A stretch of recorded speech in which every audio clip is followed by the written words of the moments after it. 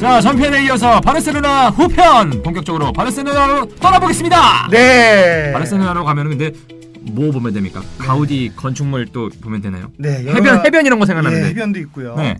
예, 지난 뉴욕 편에서 제가 뉴욕에서 단 한 지역만 볼 수 있다면 그 맨하탄을 봐라.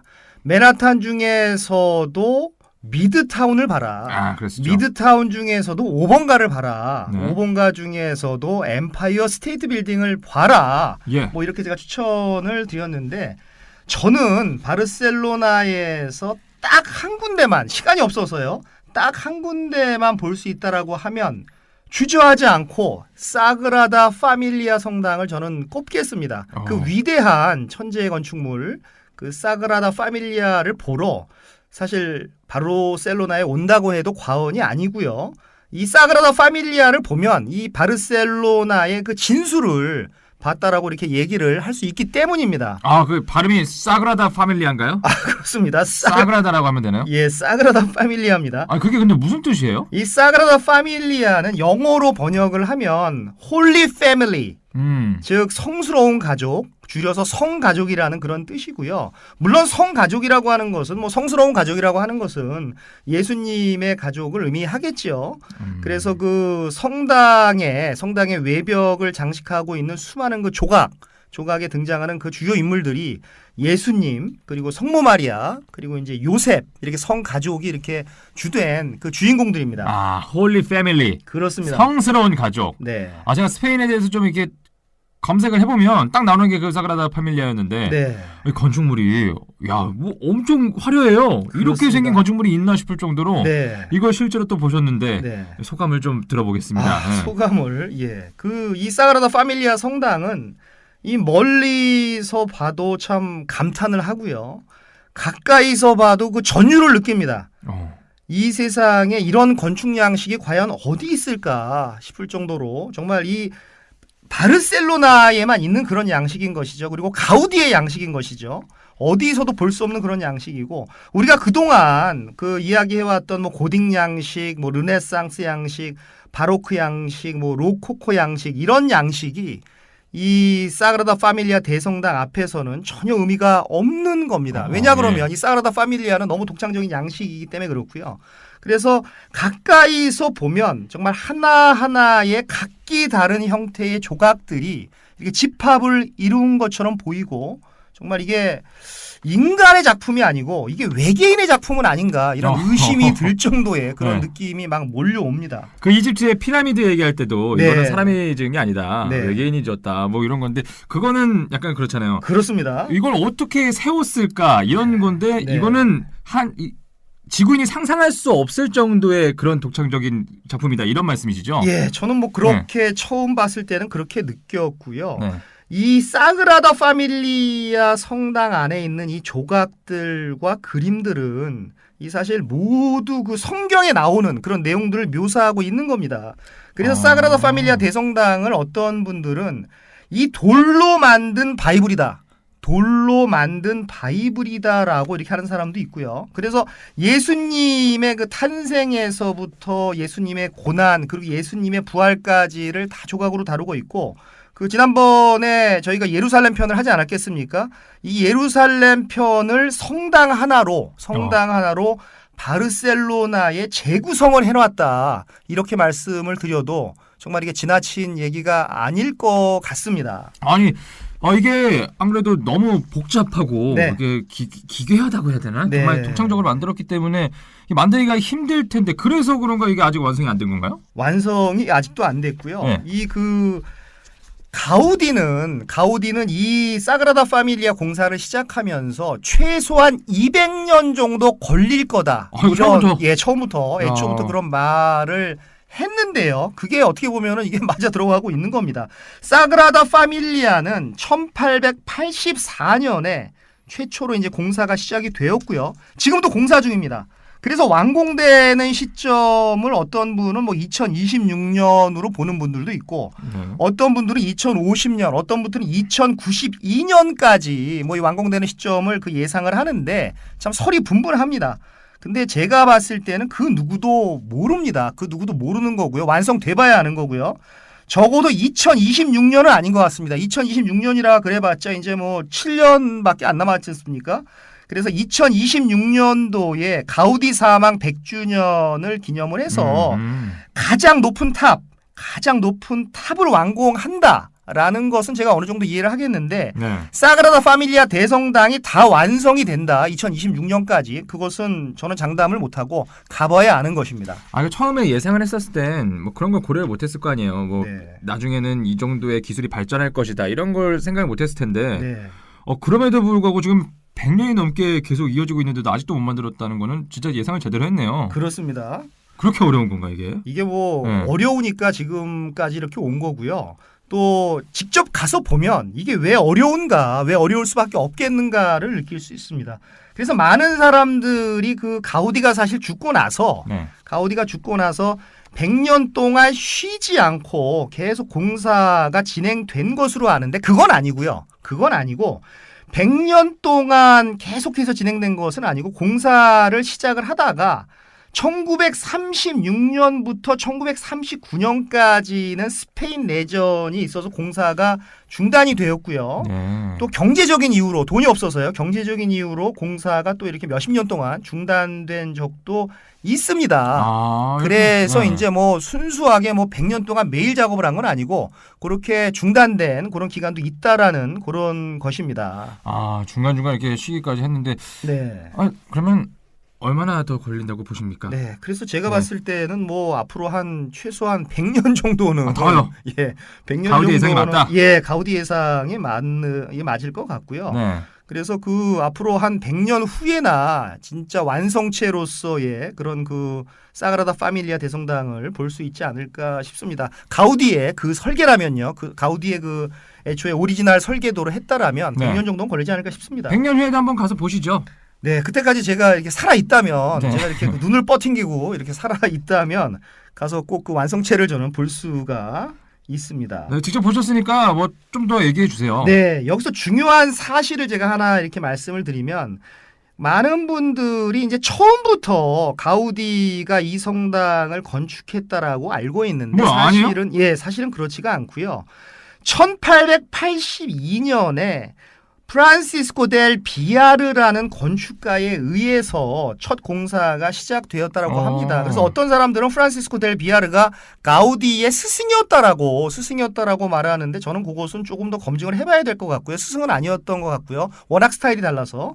그래서 이 1882년에 시작이 되었는데 1883년에 이 대성당의 이 사그라다 파밀리아 대성당이 되겠죠. 대성당의 기술위원회와 그 프란시스코 델 비아르라고 하는 사람이 견해 차이를 보이게 됩니다. 아, 예. 견해 차이를 보이게 되면서 이제 당신은 좀 아웃하십시오. 좀 이제 이 촉탁을 해촉하겠습니다. 이렇게 해촉을 했고요. 당시 나이 31살의 젊은 건축가 가우디가 그 애초에 시작된 공사를 이어받으면서 이렇게 계속 하게 된 것이죠. 물러난 사람은 그 참 말이 없는 거라고 저는 생각을 합니다. 아, 그래도 뭐 100년이 넘는 기간 동안 1년 빼고는 가우디가 다 했으니까 네, 뭐 인정을 해야겠네요. 거의 그렇죠. 그럼 그 설계는 처음에 그 복잡한 설계는 누가 한 걸까요? 그래서 이제 사그라다 파밀리아 건축 얘기를 네. 조금 더 해보면 이제 그 처음부터 이제 비아르가 한 것은 입맛에 맞지 않았기 때문에 안 맞았기 때문에 폐기됐겠죠. 폐기된 것 같고요. 네. 사그라다 파밀리아의 건축 이야기를 좀 해보면 그 사그라다 파밀리아 대성당은 그 많은 탑이 있습니다. 근데 그 탑에 이렇게 구멍이 뚫려 있습니다. 구멍이 뚫려 있는데요. 근데 이 구멍이 괜히 뚫린 게 아니라 이 구멍에도 어떤 그 의미와 기능이 있다라는 것입니다. 근데 가우디는 음악에도 큰 조예가 있었다고 합니다. 그 사실 아시나요? 전혀 몰랐습니다. 예, 네. 가우디는 음악에도 큰 조예가 있었는데 그 종탑의 구멍들이 그 어떻게 말씀을 드려야 될까요? 일종의 앰프와 스피커의 역할을 하면서 그 성당에서 내는 종소리가 도시 전역에 퍼져나가게 하는 역할을 한다라는 것이죠. 와. 그래서 그 탑의 구멍을 통해서 바르셀로나 전역으로 이렇게 종소리가 더 멀리 퍼지게끔 이렇게 하는 것을 그 당시에 이렇게 벌써 이 감안을 했다라고 하는 것을 보면 이것이 과연 그 가우디의 천재성을 엿볼 수 있는 그런 단면이 아닌가 저는 그렇게 생각을 합니다. 건축가인데 또 과학자 같기도 하고 네. 음악 같기도 하고 네. 건축물로 이렇게 앰프랑 스피커를 이렇게 직접 만들어낸 거네요. 네. 진짜 대단하신 분이네요, 정말. 그렇습니다. 네. 근데 아직 뭐 너무 신기해하기는 이르고요. 그 사그라다 파밀리아는 세계의 그 중요한 그 이 파사드가 있습니다. 이 파사드라고 하는 것은 뭐냐 그러면 네.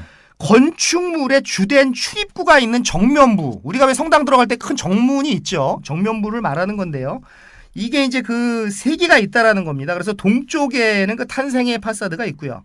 남쪽에는 영광의 파사드가 있고요. 그리고 서쪽에는 그 순환의 파사드. 그래서 동쪽, 남쪽, 서쪽에 각기 다른 의미의 파사드가 있다라는 것이죠. 그럼 출입구 그 테마가 세 개니까 네. 들어갔다 나갔다 할 때 다 느낌이 다 각각 다르겠어요. 그렇습니다. 느낌이 다 다르고요. 먼저 그 동쪽에 있는 동쪽으로 나 있는 그 탄생의 파사드 부분은 돌 색깔이 어둡습니다. 이 부분을 탄생의 벽이라고 하는데요. 이 부분의 조각을 잘 보면 예수 탄생의 모습이 조각되어 있고요. 그리고 성모 마리아님이 돌아가시면서 하늘에 오를 때 하나님으로부터 이렇게 대관식을 이렇게 하는데 어떤 대관식, 성모 마리아의 대관식 뭐 그런 모습이 있고요. 그리고 동방 박사들이 아기 예수를 찾아와서 아련하는 모습이 있고요. 그리고 목동들이 그 구세주를 향해서 경배하는 모습도 나오고요. 그리고 헤로드 왕의 박해를 피해서 예수님을 그 당나귀에 태우고 이집트로 탈출하는 모습. 성경에는 출애굽기라고 나와 있습니다. 출애굽. 네. 출애굽의 모습이 다 나와 있는데 요 부분이 그 어떻게 보면 실질적으로 가우디가 살아있을 때 이렇게 완성이 된 부분이라고 할 수가 있는데 이 헤로드 왕이 여기 잠깐 나오는데 헤로드 왕은 누군지 아시나요? 저 성경에 이렇게 본 거 제가 기독교 출신이 네. 기독교 출신입니다. 그야말로 네. 기독교 출신이신데 모태신앙 출신인데 성경은 읽지 않으신. 네. 네. 그래서 헤로드 왕을 잠깐 말씀을 드리면 헤로드 왕이 그 이스라엘의 왕이 태어난다라고 하는 어떤 왕이 태어난다라고 예언가들이 말하니까 자기가 왕인데 새로운 왕이 태어나면 자기의 왕권이 도전받는 것이 아닌가. 그래서 기억났어요. 아이들 2살 이하의 어린 아이를 다 죽여버리라고 명령을 한 정말 무시무시한 그런 왕입니다.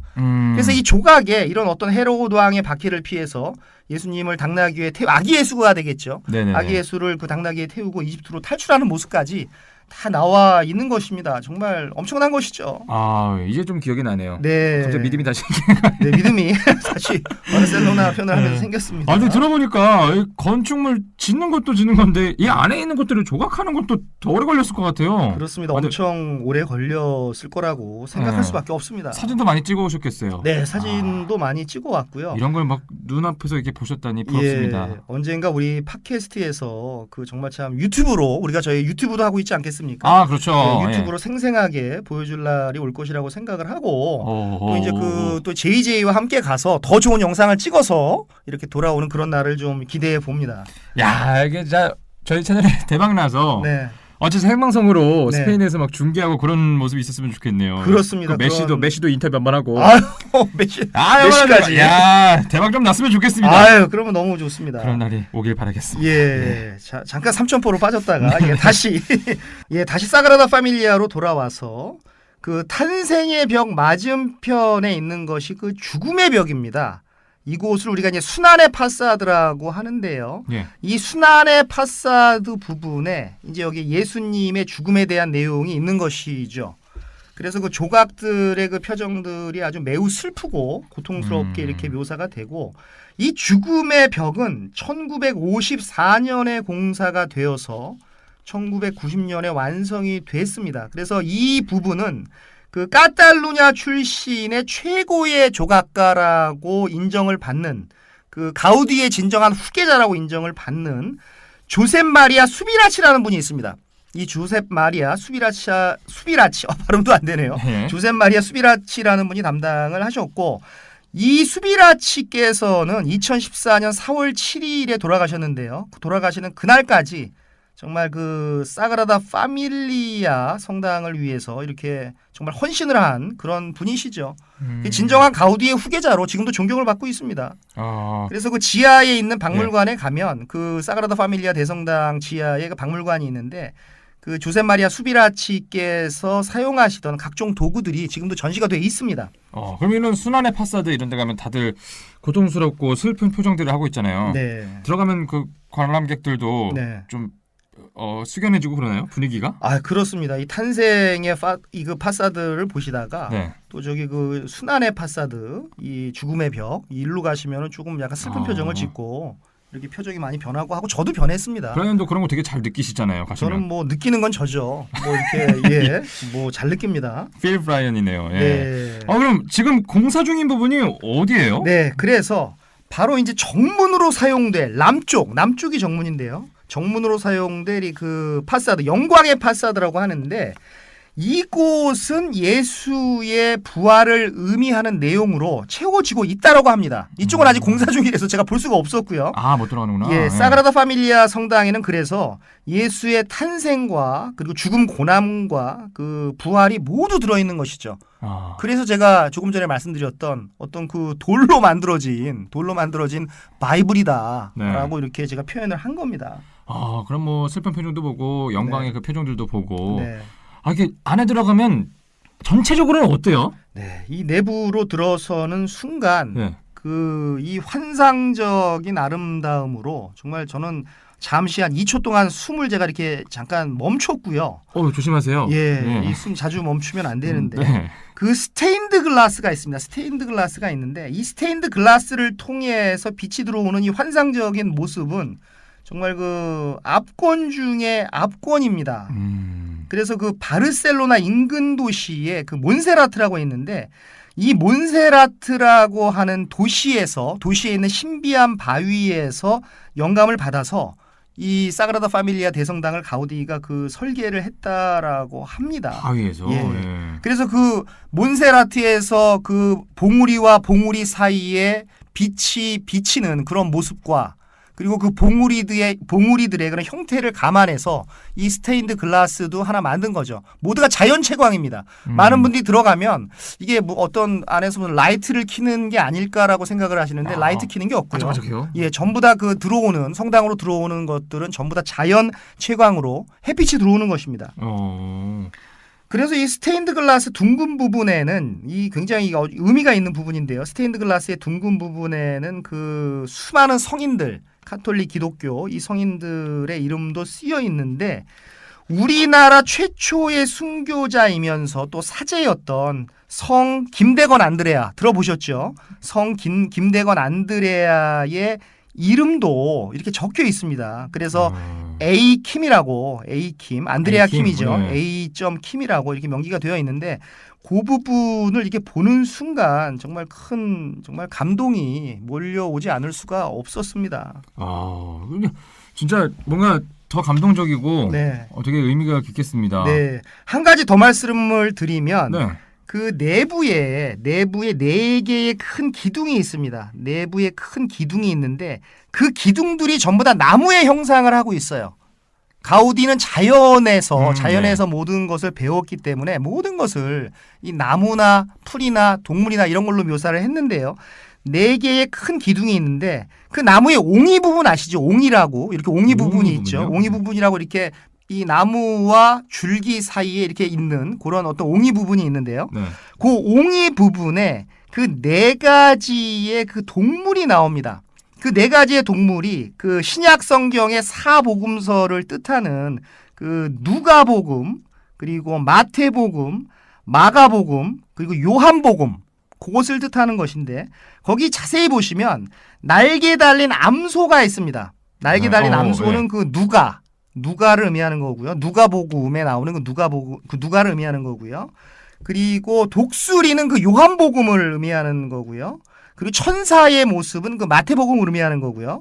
그리고 날개 달린 사자는 그 마가복음을 의미하는 겁니다. 그래서 누가, 요한, 마태, 마가 신약 성경의 사복음서와 관련이 있는 사람들을 그 큰 기둥의 옹이 부분에다가 이렇게 그려 넣었다라고 하는 것이죠. 얼마나 정교합니까?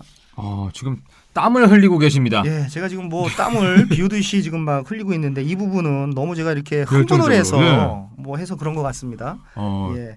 그리고 또 한 가지는 그 지하에 가우디의 그 묘가 있습니다. 가우디의 그 묘가 있는데 요 묘도 꼭 보셔야 됩니다. 어떤 분들은 요 묘를 안 보고 네. 이렇게 그 파사드 3개만 보고 이렇게 나오시는 분들이 있는데 지하에 가우디의 그 묘가 있습니다. 그 묘를 꼭 보고 오실 것을 저는 추천드립니다. 그런데 이 사그라다 파밀리아에 대한 입장료는 혹시 비쌉니까? 입장료가 너무 비싸고요. 사실 비싸요? 이 입장료 수익을 통해서 사그라다 파밀리아를 짓고 있기 때문에 입장료가 많이 올랐습니다. 지금도 오르고 있을지도 모릅니다. 아, 그래요? 그냥 단순하게 입장만 하는 것. 네. 단순하게 입장만 하는 것이 17유로니까요. 2만 원이 좀 넘나요? 2만 원이 넘고요. 입장만. 예. 근데 이건 일반 입장권, 17유로짜리 입장권은 인터넷으로만 구입이 가능합니다. 인터넷으로만 구입이 가능하고 현장에서는 못 사고요. 네. 현장에서 살 수 있는 것은 그 입장권하고 오디오 가이드를 주는 게 있는데 이게 무려 30유로입니다. 30유로니까 비싸다. 굉장히 비싼 것이죠. 거의 뭐 얼마인가요? 거의 뭐 4만 원이 넘는 것이죠. 그래도 사실 이런 거를 설명을 안 들으면 또 모르잖아요. 그렇습니다. 바로. 설명을 듣는 게 좋고요. 그리고 또 현장에서 구매하는 가격과 인터넷으로 예매하는 가격이 좀 다릅니다. 또 입장료 계속 오르고 있고요.